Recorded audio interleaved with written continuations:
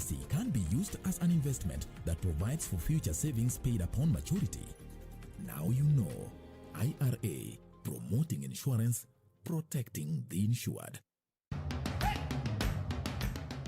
Bwana Motiso, pikipiki yako ndio hii. Uko shwani yangu. Hii pikipiki ni unakumbuka uniekelea the lowest unique bid yako ilikuwa ngapi? 18 shillings. Na unajua kuendesha hii gari?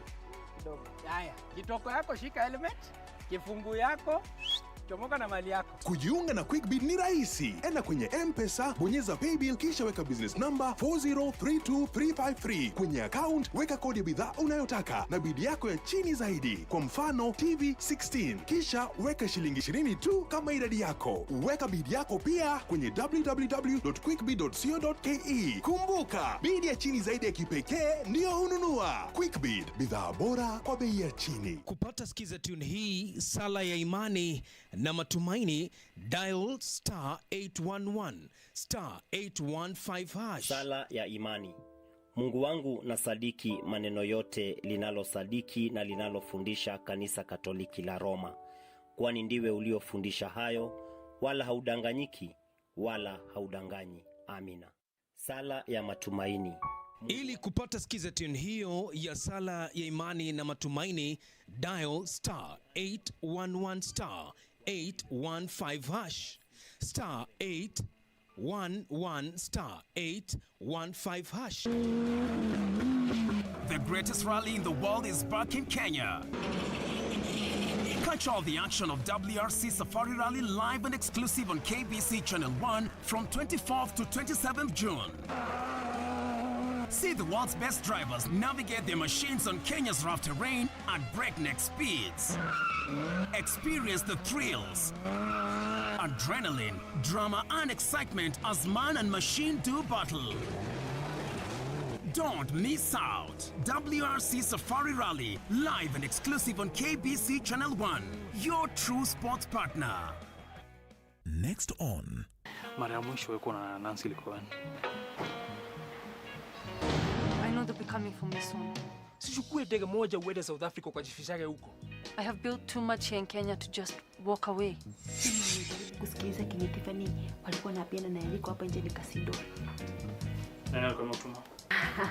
Wayu ni kuongea ukweli tu ukweli. Sasa nani alikuwa amekutuma? Wewe. Mlikuwa mnapiana nini? Na nani? Sina Tiffany. Mbona? Nataka nijue kama niko kasi. Kama you can leave, I'm sure Wayuni will feel you in. Oh. Maji mimi hata niliashaga obea na udaku. Siku hizi mimi nikiongeleshwa na mtu kitu inaisiaga hapo hapo.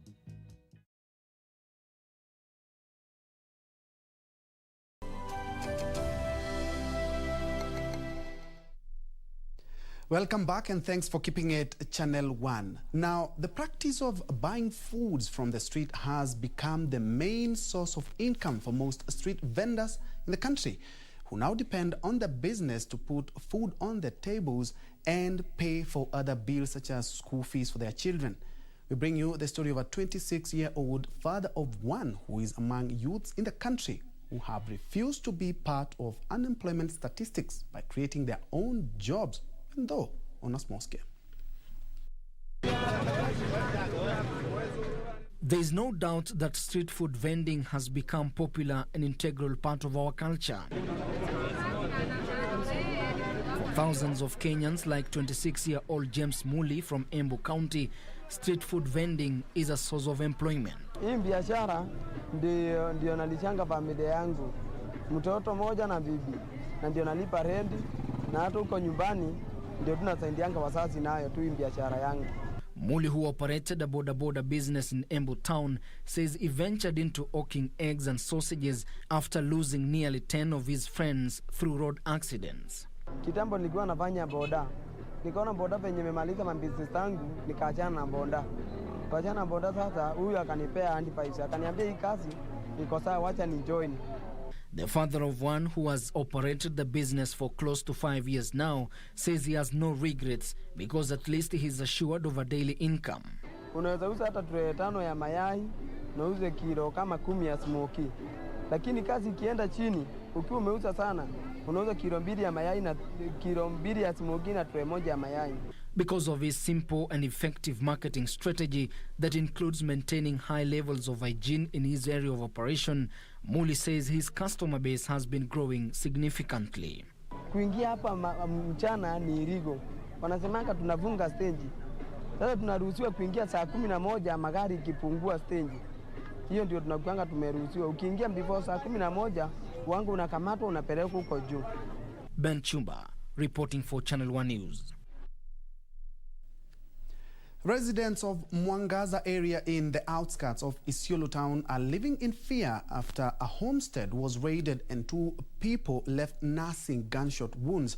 According to residents, the attacker, who also made away with 87 goats, Isiolo County Commissioner Herman Shambi says investigations are underway to prosecute the culprits.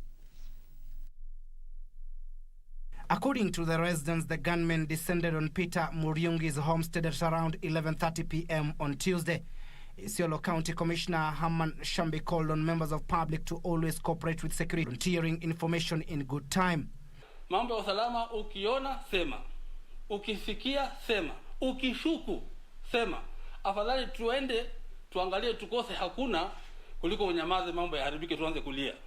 Meanwhile, Kigumo Law Court has issued a warrant of arrest against Murang'a South DCIO David Cheruiyot for disregarding 2 court orders and confiscating the phones of 2 Nigerian nationals charged with trafficking narcotic drugs and being in Kenya unlawfully. We do call for respect of court orders, for the treatment of all people, international, national, or otherwise, fairly and with parity. Leaders in positions such as the DCIO and other public officials should be striving to treat people with equality, fairness, social justice. Bagathi Hostel and Kenyatta University Teaching and Referral Hostel have received 1 million shillings donation from a betting firm.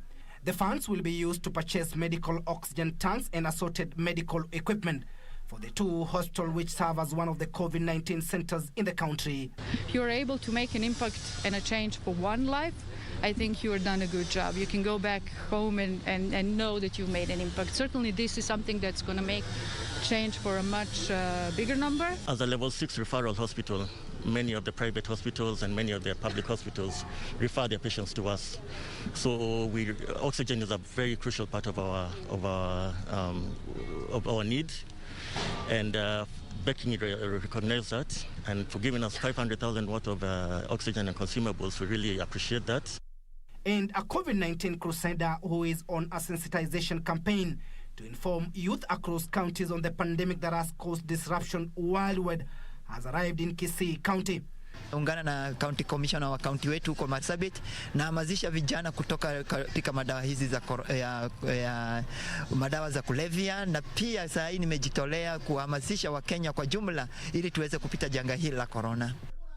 Newly elected member of parliament for Juja, George Koimburi, has vowed to immediately start implementation of stall development projects. Speaking during celebrations held after he was sworn in, Koimburi said he will work with rivals to better the constituency. Nitafanya kazi pamoja na watu wote wa Juja constituency.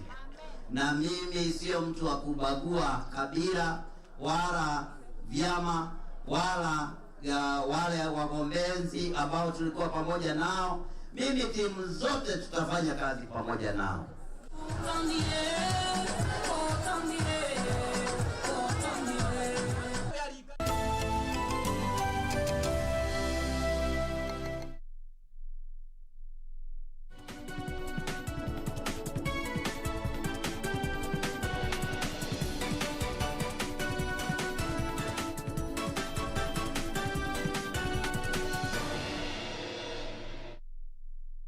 In business, Kenyans want the 2021-2022 budget to prioritize socio-economic sectors in a bid to cushion them from the current tough economic challenges.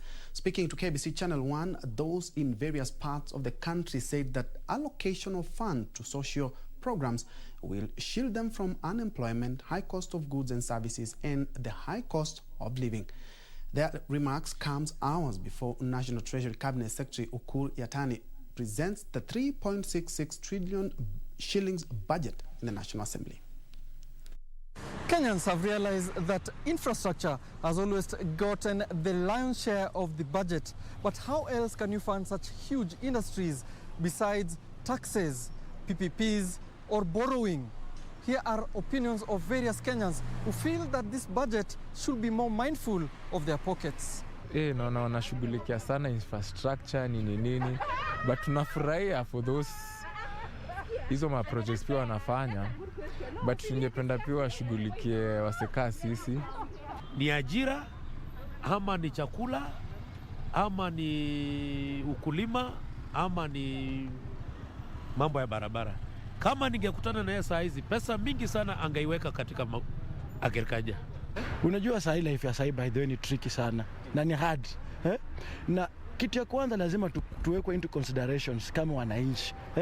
Na kitu yoyote kabla ipitishwe ama iamuliwe, sisi wananchi tunafaa tuongee, wapeleke bunge watutetee iko approved. Kusema ukweli tunapitia shida sana. Kwanza tangu hii mambo ya kuwa port imetolewa, mambo mengi yameenda Nairobi, biashara haiendi kabisa. Hivi hata tunasikia wanataka kutuongezea guest tena. License, kila kitu imeenda juu. Tulikuwa tunaomba hii budget ipunguzie mwananchi wa kawaida, naye aweze kusikia vizuri. Serikali saidie watu wa agriculture kwa sababu wanaumia na wanasol sana. So at least hapo ndio wanadepend, wanapata chakula nini. And my views about the budget is first, who are the target group? Those targeted by the budget are the poor and the marginalized. And we are from COVID, meaning that most people have not been trading or they have not been trading to the full capacity. Tunauliza, je, ni siku gani budget itasomwa tusikie tumeangushiwa vitu badala ya kuwa tunapandishiwa vitu kila wakati? The 2021-2022 3.6 trillion shillings Kenyan budget has been received with mixed reactions here on the streets, with Kenyans saying they need the shillings to go directly to their pockets rather than major infrastructure projects. Alan Aoko reporting for Channel 1 Business in Nairobi. Thanks, Alan, for that. Moving on, the government is seeking more private partnerships to increase ICT skills set among students in higher learning institutions. Speaking during the unveiling of the Huawei Training Center, ICT Principal Secretary Dr. Jerome Ochieng said the PPP model will ensure Kenya has a skilled ICT labor force that can help in repairing and upgrading the country's ICT infrastructure. The Huawei Training Center has been officially opened and will admit 1,200 trainees each year.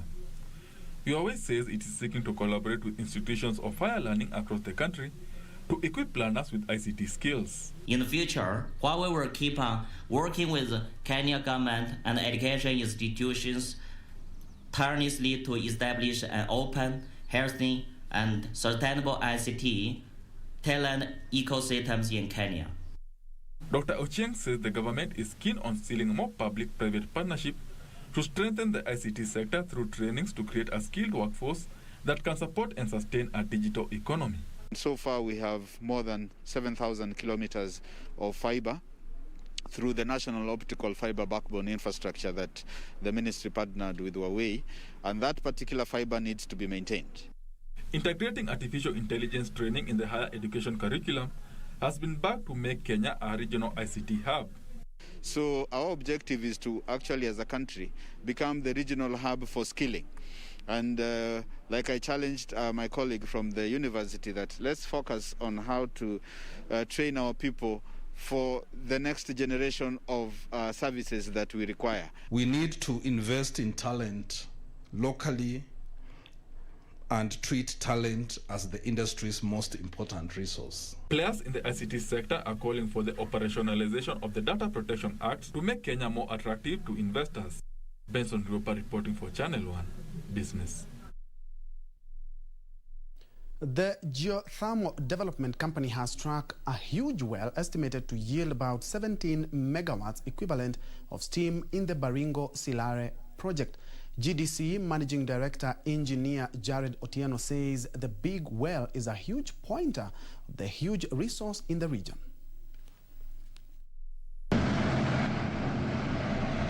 The Baringo Silali Geothermal Development Project covers 3 prospect areas, namely Paka, Korosi and Silali. GDC has been undertaking exploration drilling at the Paka and Korosi prospects.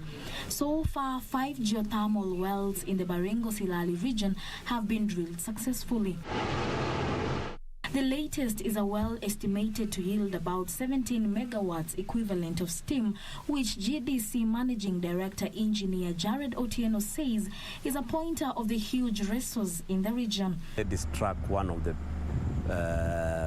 biggest or the most prominent geothermal well in Paka.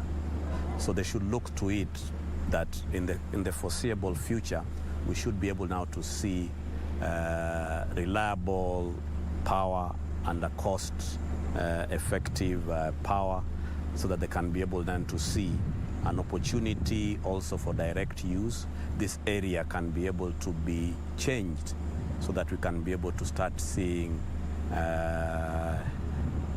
what we call industrial parks, but we can call them resource or heat parks within this area. He credited the success of the project to the resilience and commitment of his field staff, COVID-19 notwithstanding. I think this is a period that the team has been able to bring on board about 3 wells within that span of the COVID pandemic, something that we've not done in a while. Now, the resilience has been brought about by the teams themselves being able to ensure that whilst they are within the prospect area, they observe the protocols.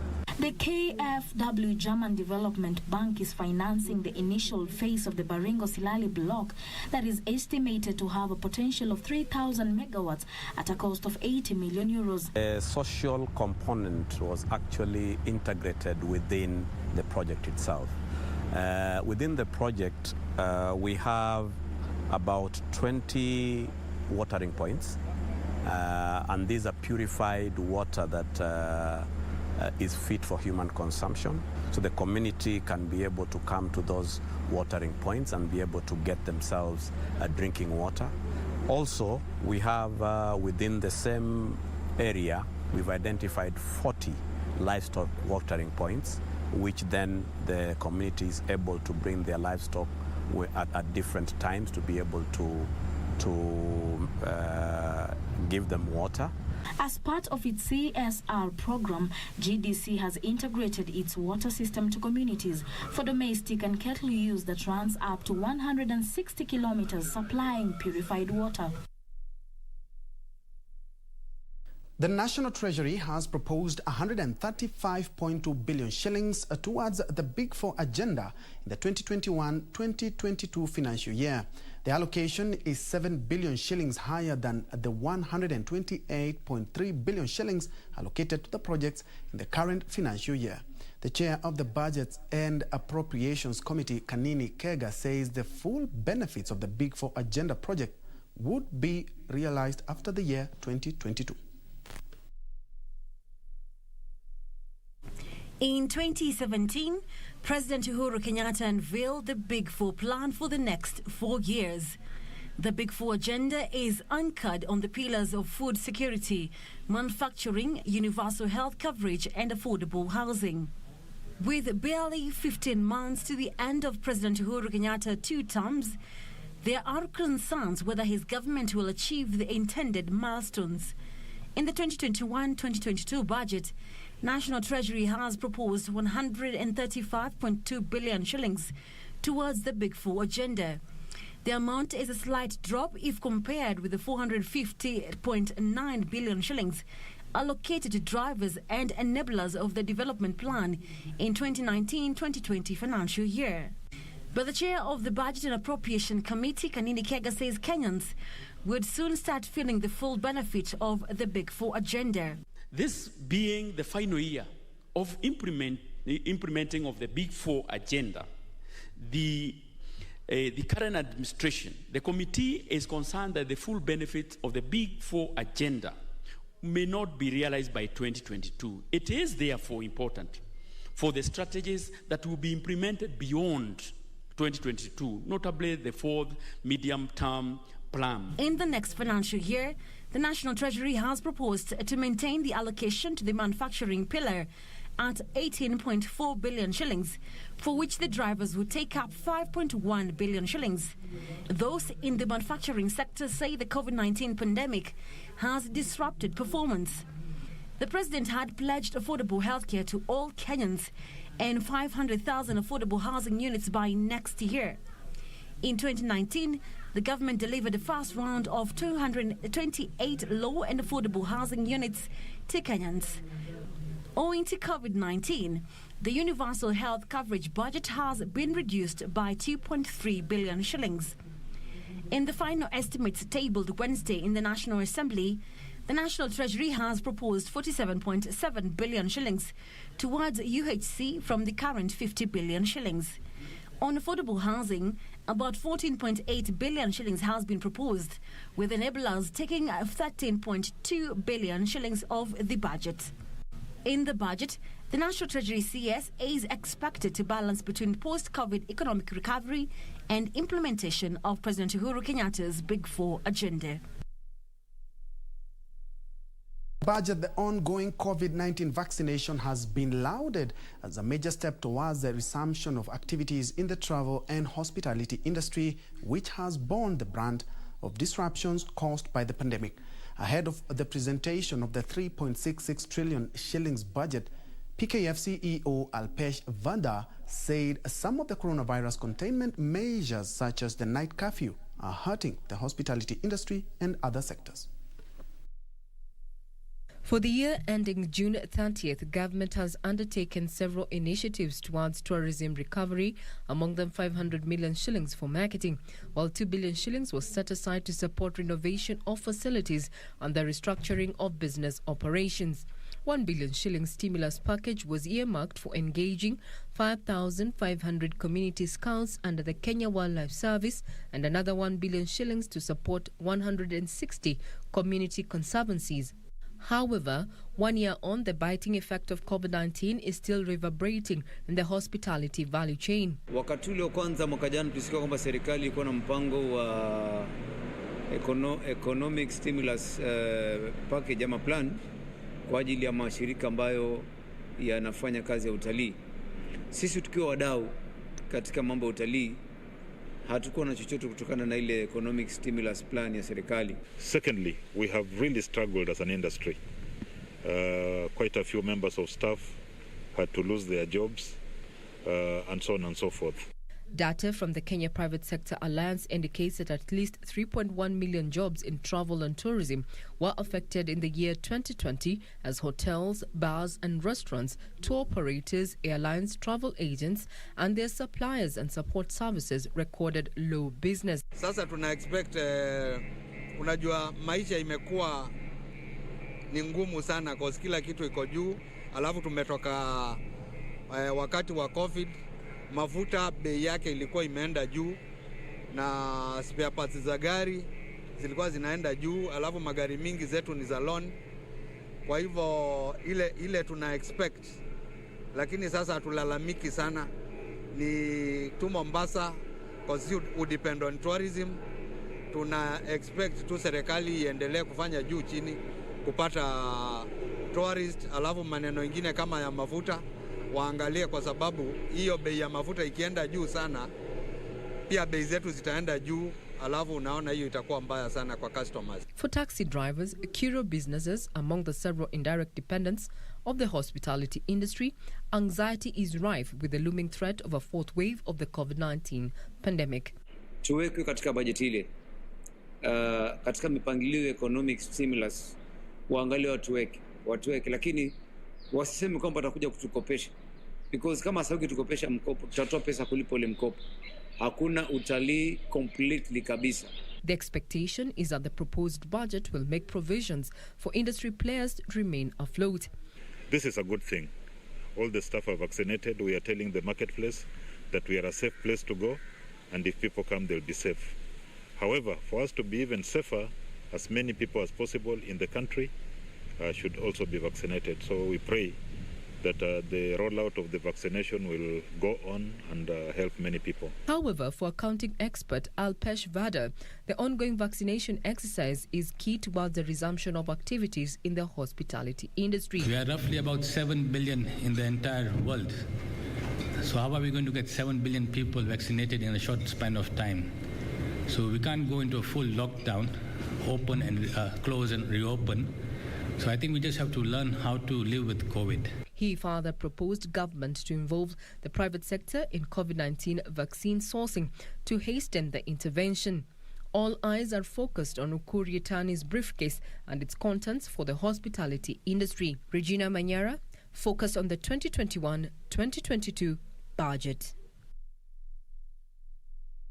Elsewhere, since the first case of the COVID-19 was reported in the country early last year, the agriculture sector has been facing a myriad of challenges.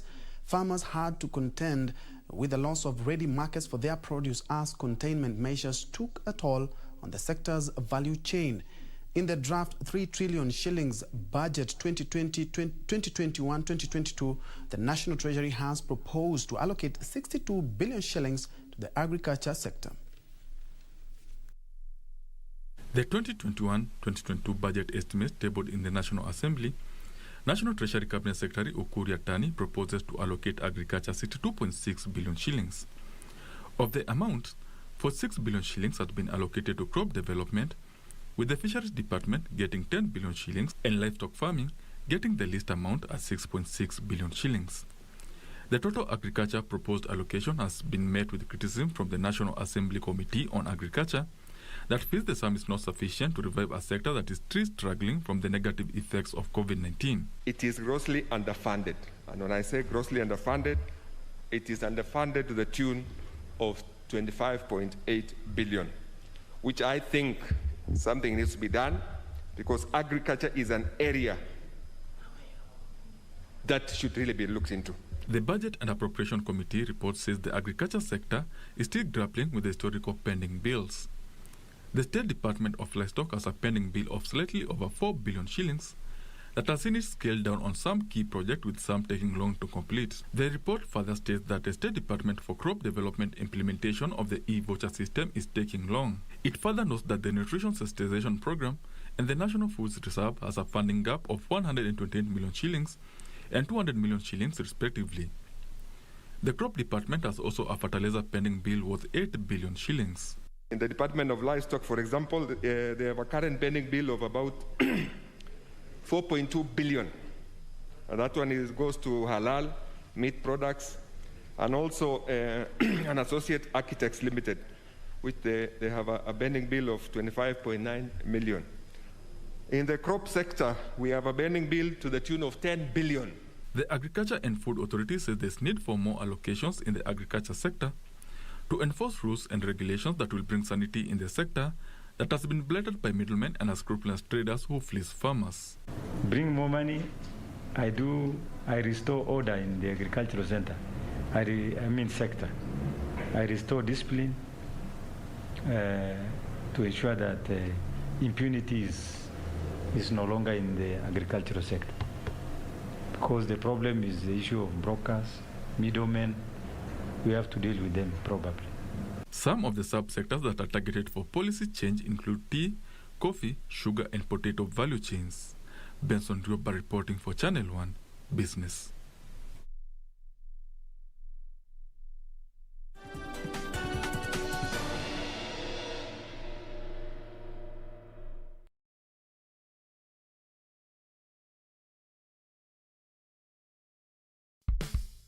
Kisii, Changamkeni, and let's meet at Gusii Stadium from Wednesday 9th June to Friday 11th June for the IRA Open Day. The Insurance Regulatory Authority is bringing the insurance message right to your doorstep in partnership with the County Government of Kisii. Join us to learn more about insurance. IRA officers will be on site to address your needs, queries, and complaints. Various companies will also be present to showcase their products and address any concerns you may have. Policyholders, beneficiaries, and members of the public are all invited to attend. Entry is absolutely free. All Ministry of Health and COVID-19 protocols and guidelines will be adhered to. IRA, promoting insurance, protecting the insured. greatest rally in the world is back in Kenya. Catch all the action of WRC Safari Rally live and exclusive on KBC Channel 1 from 24th to 27th June. See the world's best drivers navigate their machines on Kenya's rough terrain at breakneck speeds. Experience the thrills, adrenaline, drama and excitement as man and machine do battle. Don't miss out. WRC Safari Rally, live and exclusive on KBC Channel 1, your true sports partner.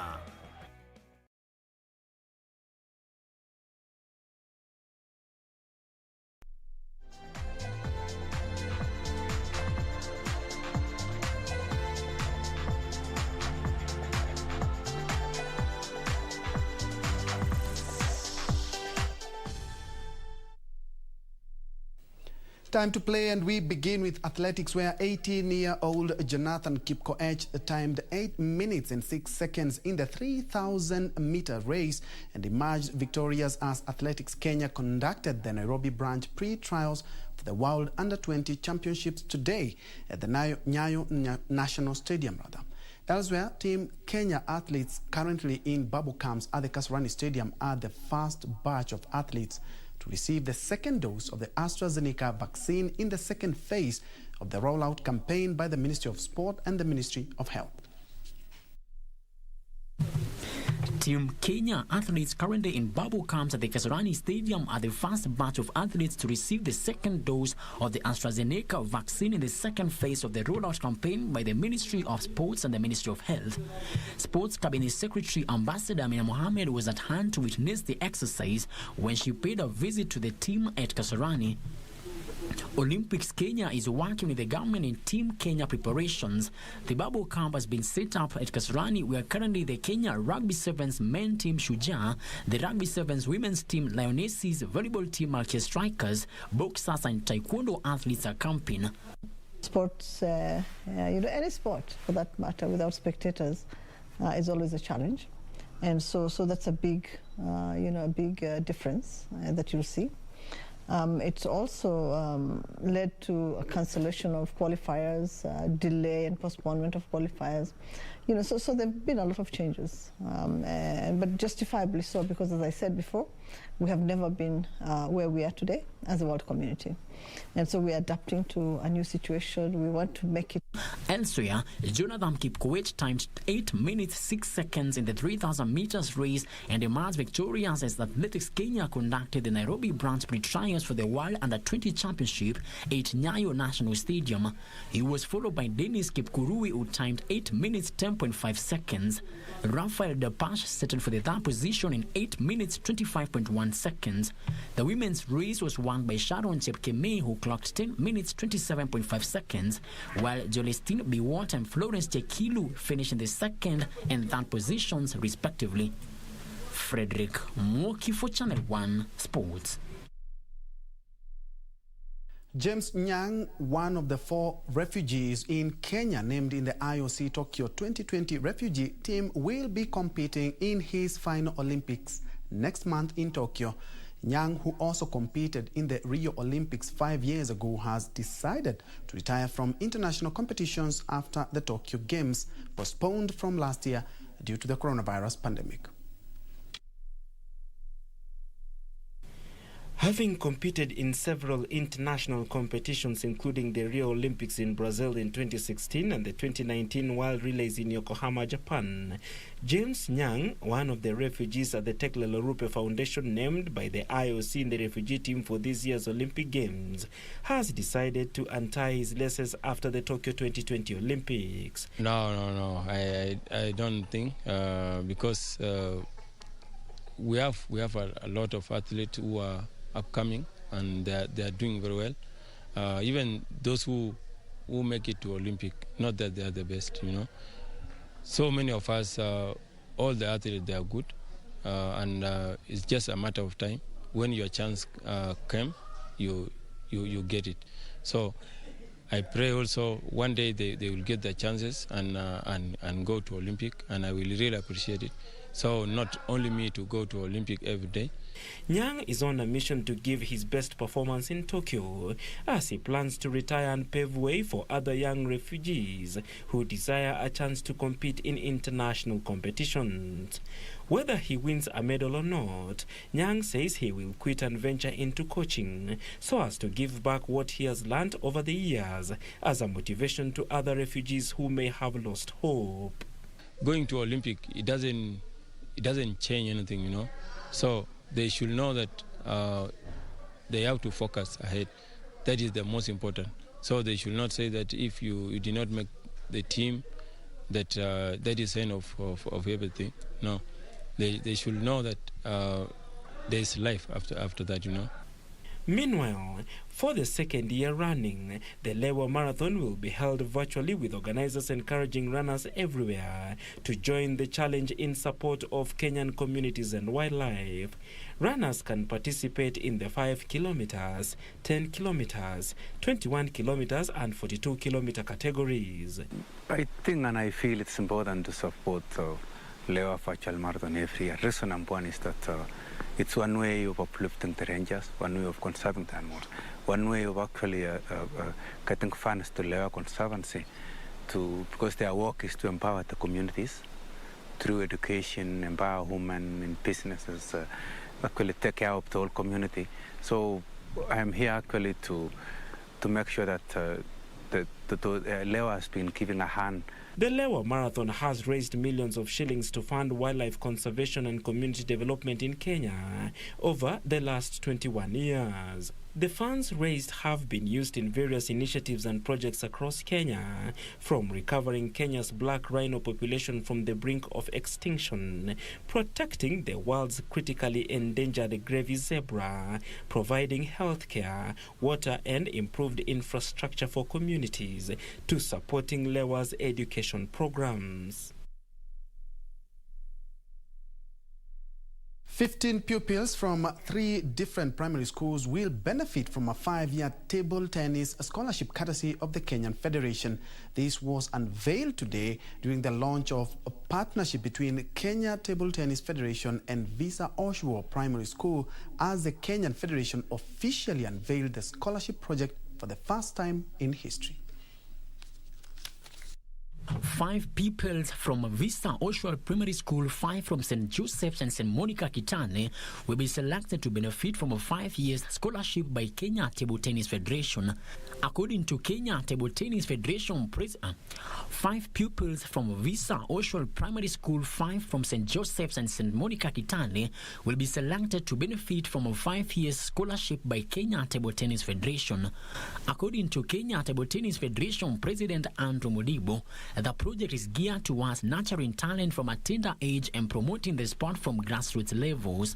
So I believe even for the schools that are ready to be there, we'll encourage them to come in touch, for them to contact us as Kenya Table Tennis, so that we can get into a discussion and agree how we can be able to work. Because it is not automatic. We have to negotiate, we have to agree. It is my dream that in the program that has been laid out by the President, and working with partners beyond the 3 of us to others in the 47 counties, we're going to realize this dream and probably ultimately be able to get more players playing table tennis. We are not taking that for granted.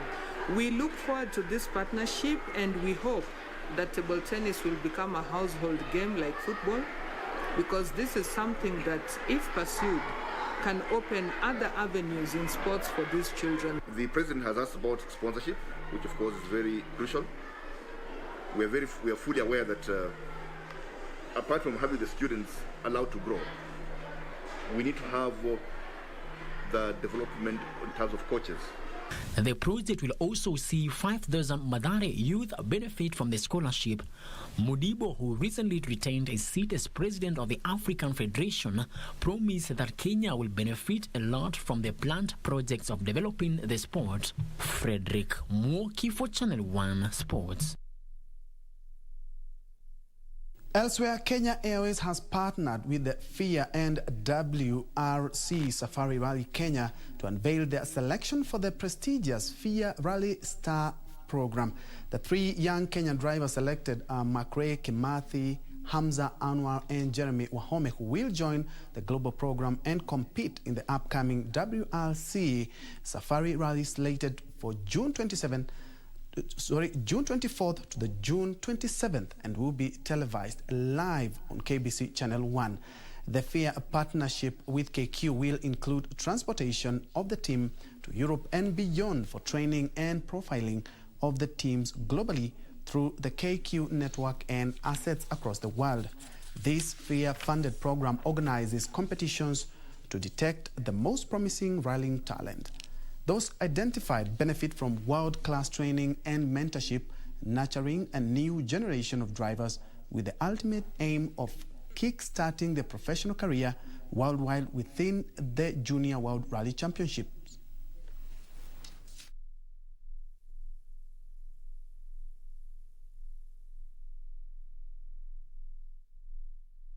To soccer now, fans attending England's Euro 2020 group games at Wembley Stadium will be required to show proof of vaccination or a negative test before entry. UEFA says UK-based ticket holders aged 11 and over can show proof of vaccination with both doses received at least 14 days before the match. The games will be played in England, Italy, Germany, Hungary, Azerbaijan, where we took you last week with the Formula 1, Russia, Spain, Romania, Netherlands, Scotland, and Denmark. Each of these cities will host 3 group stage matches and 1 match in the round of 16, or the quarterfinals, with the exception of St. Petersburg, which will host 6 group stage matches, and London, which will host 2 matches in the round of 16. Despite taking place in 2021, the UEFA Euro 2020 tournament will still be known as UEFA Euro 2020. The reason is we need to keep the original vision of the tournament, which was to celebrate the 60th anniversary of the championship and to serve as a reminder of how the whole football family came together to respond to the difficult times that Europe and the world had to go through in 2020. Turkey and Italy kickstart Euro 2020 this Friday. Then Wales face Switzerland, Denmark play Finland, and Russia face Belgium in the next matches on Saturday. The final will be played on the 11th of July.